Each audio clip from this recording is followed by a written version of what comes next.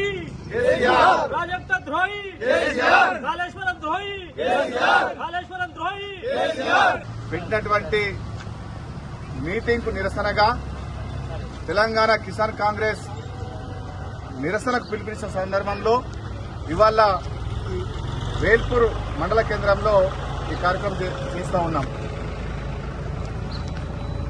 ఏదైతే కృష్ణా వాటర్ ఉన్నాయో, కృష్ణా నీళ్లు ఉన్నాయో, ఆ నీళ్లన్నీ కూడా ఆనాడే సంతకాలు చేసి ఒప్పందాలు చేసి ఆంధ్రాకు ఇచ్చినటువంటి కేసీఆర్ ఇవాళ కాళేశ్వరం ఏదైతే కూలిపోయిందో, అందులో అవినీతి జరిగిందో అది బయటకు వస్తున్న క్రమంలో దాన్ని తప్పించుకోవడానికి ప్రజల యొక్క దృష్టి మరల్చడానికి ఒక కొత్త నినాదాన్ని ఎత్తుకున్నాడు. ఇది ఎట్లుందంటే దొంగే దొంగ అన్నట్లుగా ఉంది. దొంగతనం చేసింది ఆయననే, మళ్లీ దొంగ అని చెప్పేసి మాట్లాడుతున్న పరిస్థితి. అది రాయలసీమను రత్నాల సీమగా చేస్తానని చెప్పింది కేసీఆర్. జగన్ తెలంగాణకు వచ్చినప్పుడు కూడా గోదావరి జిల్లాలకు కూడా రాయలసీమకి తీసుకోండి అని చెప్పింది స్వయంగా కేసీఆరే. మనకు తెలంగాణ ఆంధ్రప్రదేశ్ విభజన సందర్భంలో కృష్ణా జిల్లాలో ఏదైతే 484 టీఎంసీల వాటా మనకుంటే ఈయన 290కి సంతకం చేసుకుని మిగిలిన వాటర్ అంతా కూడా ఆంధ్రాకి అప్పచెప్పినటువంటి ద్రోహీన ఇవాళ పెద్దగా మాట్లాడుతూ ఉన్నారు. ఈయనకు నిజంగా ప్రేమ ఉంటే ఉమ్మడి మహబూబ్నగర్ జిల్లా 2015లో రంగారెడ్డి నల్గొండ జిల్లాకు మహబూబ్నగర్కు నీళ్లు ఇస్తానని చెప్పేసి ఒక ప్రాజెక్టు శంకుస్థాపన చేసి ఆయన దిగిపోయే నాటికి కనీసం 40% కూడా పూర్తి చేయలేనటువంటి దొంగ. ఇదే నల్గొండ జిల్లాలో ఏదైతే మీటింగ్ పెడతా ఉన్నాడో ఆ జిల్లాకు 30,000 ఎకరాలకు నీరు అందిస్తానని చెప్పేసి ఆనాడు ఆయన అనుకున్న ప్రాజెక్టు. కానీ ఇవాళ ఒక చుక్క నీరు అనేటువంటి ఈయన నల్గొండకు ఏ ముఖం పెట్టుకొని నల్గొండలో మీటింగ్ పెడతాడో సమాధానం చెప్పాలి. ఇవాళ మా మీద మాట్లాడుతూ ఉన్నారు.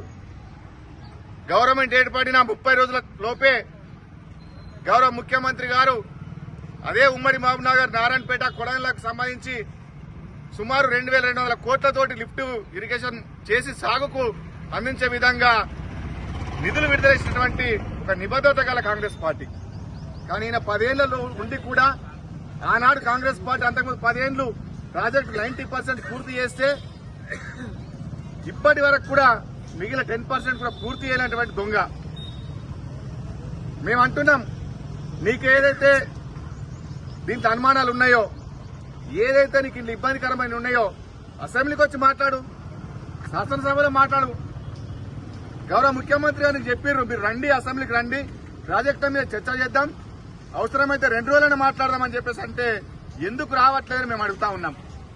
ఇదే శాసనసభలో వచ్చి మాట్లాడొచ్చు కదా. నల్గొండకు నీళ్ళు ఇవ్వలేవు, మహబూబ్నగర్ నీళ్ళు ఇవ్వలేవు.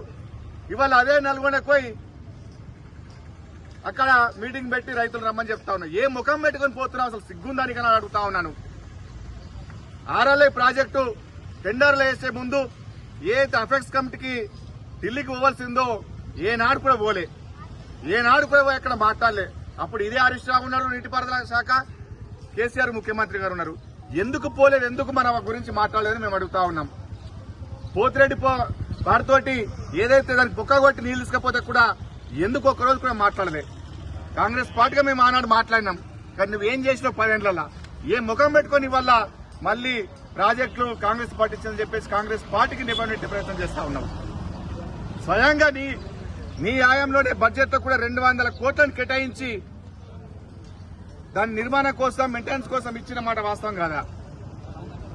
ఇవన్నీ చేసి తప్పించుకోవడానికి, ప్రజల దృష్టి మార్చడానికి, కాంగ్రెస్ పార్టీ మీద నిబంధన పెట్టడానికి చేస్తున్న ప్రయత్నాలు బాగా తప్పితే గానీ ఆయన ఏనాడు కృష్ణా జిల్లాల విషయంలో ఒకనాడు కూడా దక్షిణ తెలంగాణకు న్యాయం చేసినటువంటి పాపన పోలేదు.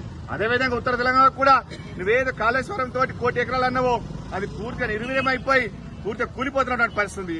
అనేక అవకతవకాలు ఇట్లా తెలంగాణ వ్యాప్తంగా కూడా ఎక్కడ కూడా నీళ్లు ఇవ్వకుండా ప్రాజెక్టులు పేరు చెప్పి మోసం చేసి, ఆ మోసం ఎప్పుడైతే బయటకు వస్తుందో దాన్ని కప్పిపించుకోవడానికి మరొక కొత్త డ్రామా ఎత్తినటువంటి కేసీఆర్, ఇది మీకు ప్రజలు తగిన బుద్ధి చెప్తారు. ఇప్పటికే బుద్ధి చెప్పి అయినా మీకు సిగ్గు రావట్లేదు. నీకేదైనా ఉంటే శాసనసభ వచ్చి మాట్లాడలే కానీ తప్పించుకొని ఏదో ప్రజల్ని మార్చాలనేటువంటి ప్రయత్నం చేస్తే ఖచ్చితంగా దెబ్బతింటామని చెప్పేసి మేము హెచ్చరిస్తా ఉన్నాం.